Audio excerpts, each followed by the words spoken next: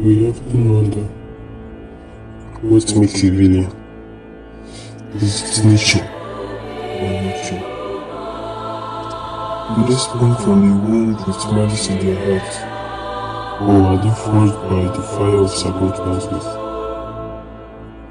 I believe villains are made, not born, but the choices we make, the environment we inhabit, the experiences we endure shape us.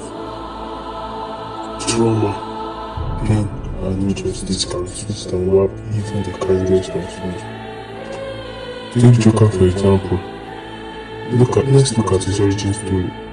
It varies, yes it will vary, but one thing remains constant, and that is the trauma and the chaos that define his existence. His actions are in response to the world's cruelty and hypocrisy. He is a product of his environment, shaped by the darkness he faced. But this realization never joins him. If villains are made, then we can work to prevent it by addressing the systematic issue, promoting empathy, and supporting one another. We can create a world where fewer people are driven to darkness. Let's try to understand, to support, and to uplift. Let's acknowledge the complexity of human nature and the role that circumstance plays in shaping our actions.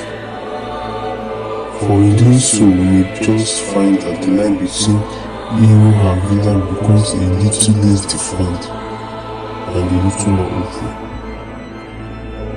We can choose to be the catalyst for the change, to be the ones who uplift and support.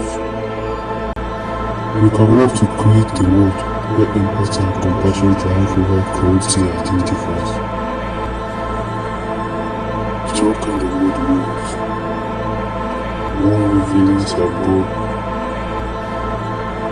from neglect and trauma, but one where heroes emerge from empathy and understanding. Choice is ours.